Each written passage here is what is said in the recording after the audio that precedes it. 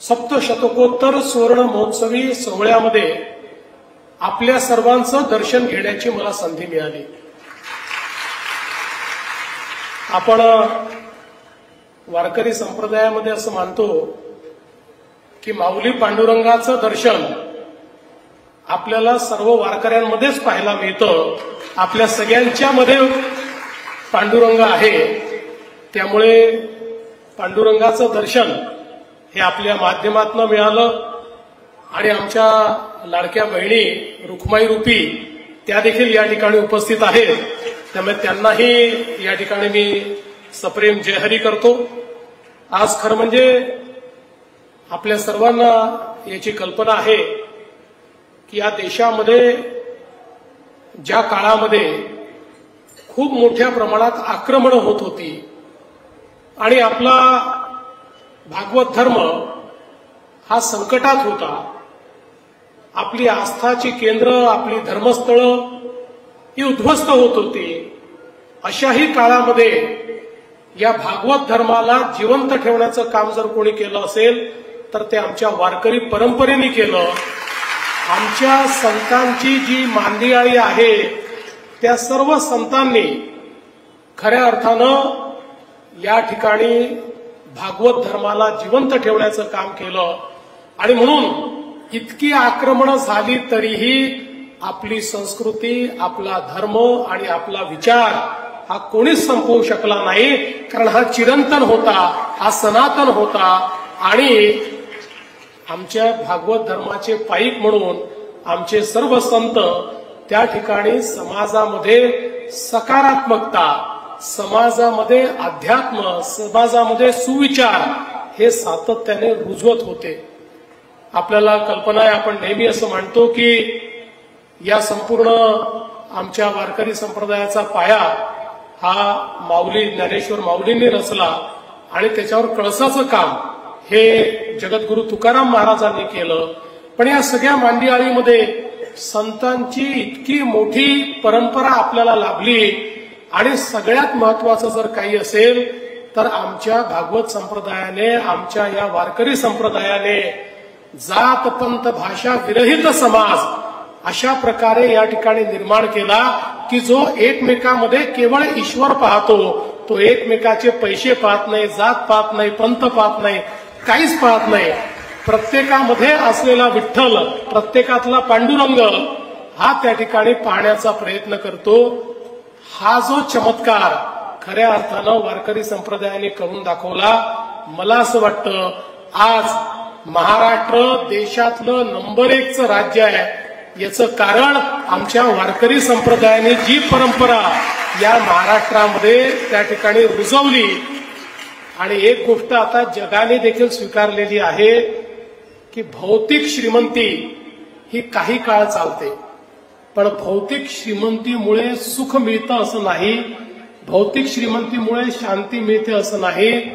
आता नुकताच अमेरिकेसारख्या जगातल्या सगळ्यात श्रीमंत राष्ट्रामध्ये ज्यावेळी निवडणूक झाली, त्या निवडणुकीचं जे सर्वेक्षण झालं त्यात लोकांना विचारलं निवडणुकीचा प्रमुख मुद्दा काय आहे, तर त्यांनी सांगितलं, बहुतांश लोकांनी 40% लोकांनी सांगितलं मानसिक स्वास्थ्य हा निवडणुकीचा मुद्दा आहे।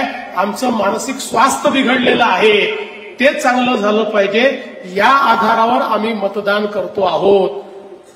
भारतामध्ये मानसिक स्वास्थ्य याकरता बिघडू शकत नाही की आमच्याकडे संतांची परंपरा आहे, आमच्याकडे प्रत्येक गावामध्ये सप्ताह होतो, आमच्या प्रत्येक गावामध्ये प्रत्येक वर्षी सप्ताहाच्या माध्यमातून भागवत धर्माचे सुविचार हे आमच्यापर्यंत पोहोचतात आणि काल्याच्या कीर्तनाच्या माध्यमातून सामाजिक अभिसरण करण्याचं काम हे आम्ही सगळे करत असतो।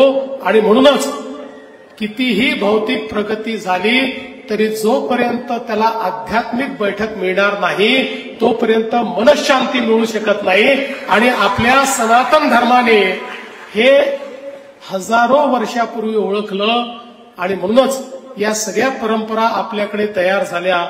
आज बघा, ज्यावेळी आपण विठ्ठल विठ्ठल विठ्ठल असं नामस्मरण करत त्या ठिकाणी मंत्रमुग्ध होतो, कुठलंच दुःख, आपल्याला त्रास देत नाही, कुठलं दुःख आठवत देखील नाही. ही या नामस्मरणाची जी शक्ती आहे, जी ताकद आहे, ती केवळ आपल्या जवळ आहे. आणि म्हणून जगातला सगळ्यात श्रीमंत देश कुठला असेल तर तो आपला भारत देश आहे. कारण आपल्याकडे विचारांची श्रीमंती आहे, जी आमच्या संतांनी खऱ्या अर्थानं टिकवलेली आहे. आज खरं म्हणजे वारी, मगाशी या ठिकाणी सांगितलं की वारीच्या संदर्भात जगातली सगळ्यात मोठी तीर्थयात्रा म्हणजे वारी आहे. आणि या वारीमध्ये सगळ्यात महत्वाचं काही असेल तर स्वयंशिस्त आहे. याला शिस्त लावण्याला कोणालाही बाहेरून यावं लागत नाही. या वारीमध्ये पोलिसांचं कुठलंही काम नाही. पोलिसांचं काम असेल तर फक्त थोडं ट्रॅफिक वगैरे पाहणं एवढंच काम आहे. बाकी जी स्वयंशिस्त या वारीमध्ये पाहायला मिळते, मला असं वाटतं की जे वारी करतात त्यांच्या जीवनामध्ये एक वेगळा आनंदही निर्माण होतो, त्यांच्या जीवनाला एक शिस्तही लाभते. आणि त्यांना कितीही दुःखाचे प्रसंग आले, शेवटी आपल्याला गीतेमध्ये श्रीकृष्णांनी सांगितलेलं आहे की दुःख हे येणारच आहे, पण त्या दुःखाने किती दुःखी व्हायचं आहे आपल्याला ठरवायचं आहे. अशा प्रकारचा जो विचार आपल्याला श्रीकृष्णाने दिलेला आहे तो खऱ्या अर्थानं या वारीच्या माध्यमातून आपण रुजवण्याचा प्रयत्न करतो. आणि माऊलींनी तर ही भगवद्गीता आपल्यापर्यंत पहिल्यांदा मराठीत पोहोचवण्याचं काम केलं. खरं म्हणजे आपल्याला माहिती आहे की मराठीला अभिजात भाषेचा दर्जा मिळाला. हा दर्जा मिळत असताना ज्या 2-4 वाङ्मयांनी हा दर्जा मिळण्याकरता केंद्र सरकारच्या कमिटीला बाध्य केलं, त्यातलं एक महत्वाचं वाङ्मय किंवा एक महत्वाचे त्यातलं ग्रंथ म्हणजे ज्ञानेश्वरी होती, की ज्याच्यामुळे ही भाषा किती प्राचीन आहे, ही भाषा किती समृद्ध आहे, हे ज्ञानेश्वरीच्या माध्यमातून त्या ठिकाणी आपल्याला सांगता आलं. आणि मला असं वाटतं की आज हा सगळा जो ज्ञानाचा खजिना आहे, भगवद्गीता आहे, ज्ञानेश्वरी आहे, यावरची टीका आहे, या सगळ्या गोष्टी आपण जर बघितल्या तर यापेक्षा जास्त वैचारिक समृद्धी कुठलीच असू शकत नाही. मला या गोष्टीचाही अतिशय आनंद आहे की अलंकापुरीमध्ये आपण सगळ्यांनी भागवत धर्माची जी परंपरा आहे ती परंपरा अखंडपणे चालू राहिली पाहिजे, याकरता सातत्याने या परंपरेची जोपासना करण्याचं काम केलंय. आणि आता आपल्या सर्वांची इच्छा आहे की या ठिकाणी जी 450 एकर जागा आहे त्याच्यावर ज्ञानपीठ तयार झालं पाहिजे. या ज्ञानपीठाकरता 701 कोटी रुपयाचा आराखडा देखील तयार झालेला आहे. मी आजच घोषणा करतो की ज्ञानपीठ या ठिकाणी तयार होईल.